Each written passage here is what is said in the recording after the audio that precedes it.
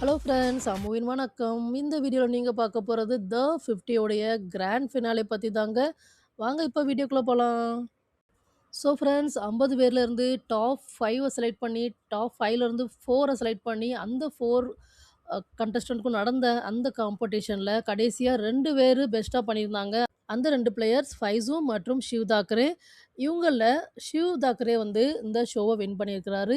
இந்த விஷயத்த நம்ம ஏற்கனவே நம்ம எபிசோட் நம்பர் 21 உடைய வீடியோல மென்ஷன் பண்ணியிருந்தோம். டாப் 5, டாப் 4 மற்றும் வின்னர பத்தி மென்ஷன் பண்ணியிருந்தோம். ஸோ அதாங்க நடந்திருக்கு. ஸோ ஃபைனலா ஷிவ் தாக்கரே அவர்கள் த 50 ஷோவோடைய வின்னரா அனவுன்ஸ் ஆயிருக்கிறாரு. ஸோ இந்த பயணம் எப்படி நடந்துச்சு அப்படிங்கிறத நம்ம ஒரு சின்னதா ஒரு ரிவ்யூ பார்த்துக்கலாம். 50 செலிபிரிட்டீஸோட இந்த ஷோ ஸ்டார்ட் ஆச்சுங்க.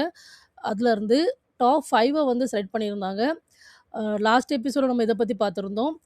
கிருஷ்ணா, ஷிவ் தாக்கரே, ஃபைசு, காக்காஜி மற்றும் ரஜத் இவங்க தான் வந்து டாப் 5ல வந்தாங்க. இந்த டாப் 5 கண்டஸ்டன்ட்ஸ் செலக்ட் ஆன அந்த டாஸ்க்ல 7 பேர் எவிக்ட் ஆனாங்க.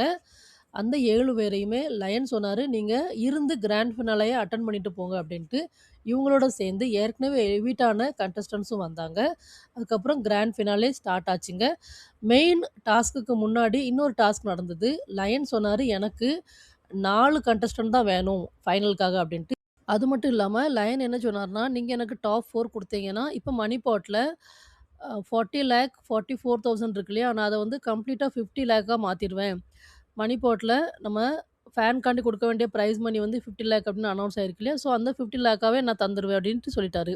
ஸோ டாஸ்க் என்ன அப்படின்னாக்கா, ஒவ்வொரு கண்டஸ்டன்ட்டுக்கும் அவங்க படத்துக்கு மேல ஒரு டேபிள் இருக்கு. அந்த டேபிளுக்கு மேல ஒரு ஃப்ளவர் வாஷ் வச்சிருக்காங்க. அந்த ஃப்ளவர் வாஷ் ஒரு பேஸ்கெட்டோட கனெக்டடா இருக்குங்க. அந்த பேஸ்கெட்ல அ கோல்டன் ஸ்டோன்ஸ வந்து போட்டு, போட்டு நெறைக்கணும். அது எங்கேருந்து கிடைக்கும்னாக்கா, அவங்க முன்னாடி இருக்கிற அந்த சீல்டு வுட்டன் பாக்ஸ்ல தான். அந்த வுட்டன் பாக்ஸ உடைச்சு, அதில இருக்கிற கோல்டன் ஸ்டோன்ஸ எடுத்து கொண்டு போய் அந்த பேஸ்கெட்ட நெறைக்கணும். யாரோட பேஸ்கெட் ஃபுல் ஆகுதோ, அவங்க அந்த ஃப்ளவர் வாஷ் இருக்கு இல்லையா? அந்த டேபிள் வந்து கொஞ்சம் மூவ் ஆகும். அந்த ஃப்ளவர் வாஷ் வந்து கீழ விழுந்து உடைஞ்சிரும். ஸோ யாரோட ஃப்ளவர் வாஷ் உடையுதோ, அவங்க வந்து இந்த ரேஸ்லேருந்து அவுட் ஆயிருவாங்க.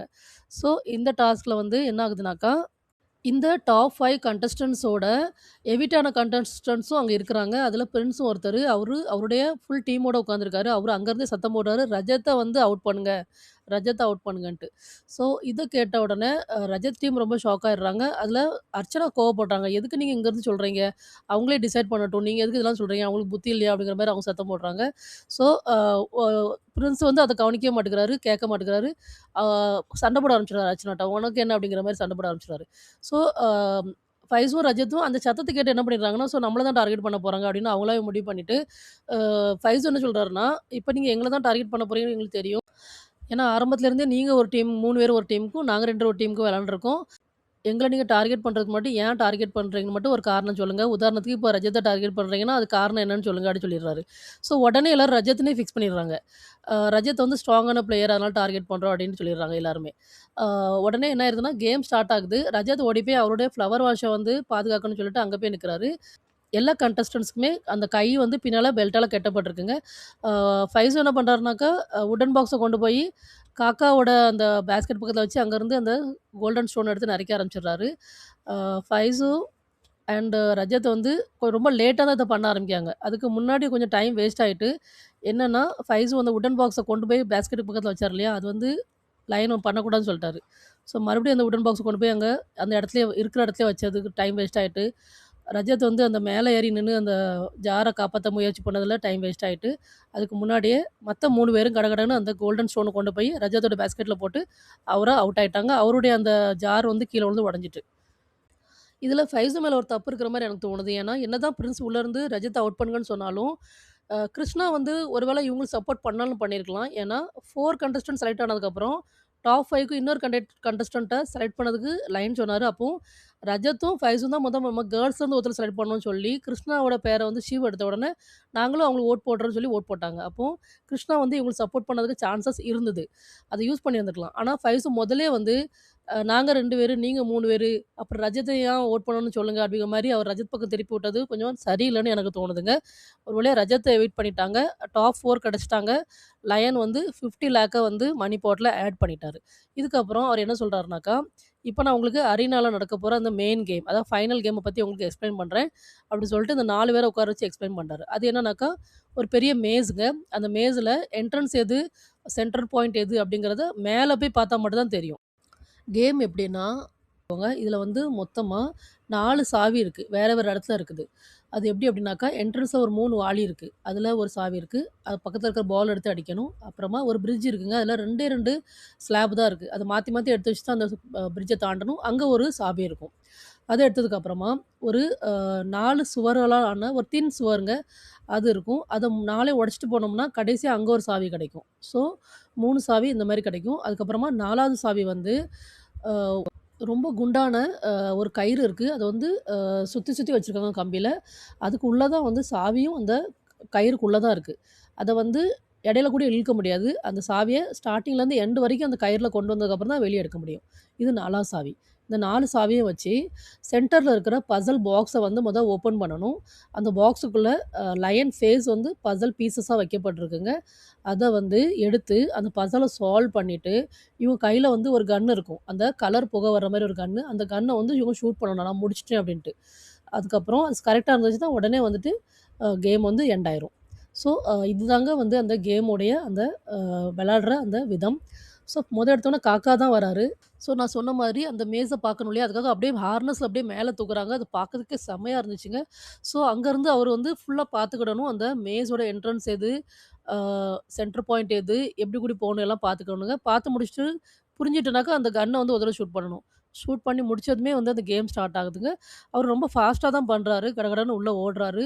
போயிட்டு வாளிய வந்து அந்த பால வச்சு அடிக்கிறாரு. அதில வந்து அந்த எந்த வாளியில இருக்கு அப்படிங்கிறது ஓரளவுக்கு தெரிஞ்சதுக்கப்புறம், அந்த வாளிய கன்டினியூஸா அடிச்சோனே அது வந்து கீழ விழுது.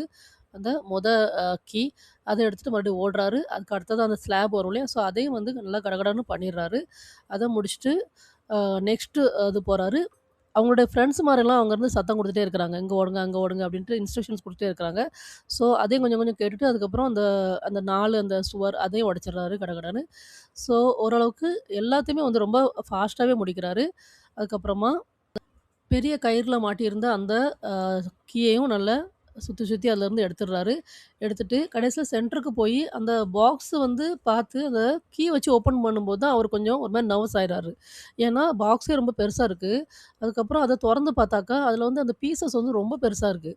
அந்த பீஸஸ் வந்து 3டி ல இருக்கிறதுனால, எந்த சைடு கீழ வரும், எந்த சைடுல வரும்னே புரிய மாட்டேங்குது. எல்லாமே கிட்டத்தட்ட சேமா இருக்கிற மாரி இருக்கு.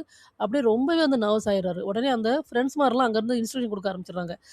இத மேல வை, இத கீழ வை, இத சைடுல வை, இத படுக்க வை, இத குப்புற போடுன்ட்டு அங்கருந்து இன்ஸ்ட்ரக்ஷன் குடுத்துட்டே இருக்கிறாங்க. அதுக்கப்புறம் அவரும் கொஞ்சம் ஓரளவுக்கு தன்னோட ஐடியாவும் யூஸ் பண்றாரு. அங்க சொல்றதையும் யூஸ் பண்றாரு. கட கட கடன்னு பண்றாருங்க. ஓரளவுக்கு பண்ணி முடிச்சுடுறாரு. முடிச்சுட்டு அந்த கன்ன ஷூட் பண்ணிடுறாரு.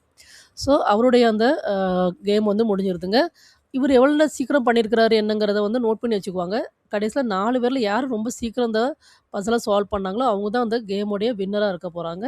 ஸோ அது யாரு அப்படிங்கிறத நம்ம ஏற்கனவே தெரியும் ஷிவ் தான்ட்டு. ஆனா அதுதான் பார்க்க போறோம்.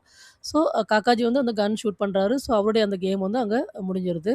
அடுத்ததா கிருஷ்ணா வராங்க.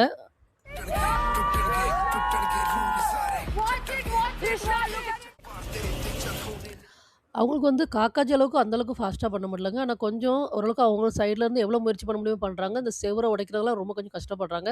அது மட்டும் இல்லாம மேல வந்ததுக்கப்புறம் என்ன ஆயிருதுனாக்கா, அந்த பூட்ட தொறக்கணும் இல்லையா? அது வந்து அவங்க ஏற்கனவே சொல்லியிருக்கிறாங்க, இந்த பூட்ட தொறக்கிறது எனக்கு தெரியாது. வந்து அவங்க லண்டன்லேயே வந்து வளர்ந்துருக்கிறாங்க. ஸோ அங்க சாவிலாம் கிடையாதா? எனக்கு கூட தெரியாது அதெல்லாம். அ ஸோ அவங்க முதலே ஒரு டாஸ்க்ல சொல்லியிருக்கிறாங்க. அந்த பூட்டு சாவி தொறக்கிறது எனக்கு பண்ண தெரியாது சரியா அப்படின்னு சொல்லியிருக்கிறாங்க. ஸோ அத பார்த்ததும் தான் கொஞ்சம் வந்து பேனிக் ஆயிடுறாங்க. அ இவங்களுக்குமே வந்துட்டு அந்த அவங்களுடைய அந்த கண்டஸ்டன்ட்ஸ் வந்து ஹெல்ப் பண்றாங்க. அதிலயும் வந்துட்டு லக்ஷய் வந்து ஃபுல் இன்ஸ்ட்ரக்ஷனுமே குடுக்குறாரு அவங்களுக்கு. ஆனா நல்ல வேளை அவங்க அத கவனமா கேட்குறாங்க. கேட்டு அப்புறம் அதுக்கேத்த மாரி கடகடன்னு பண்றாங்க.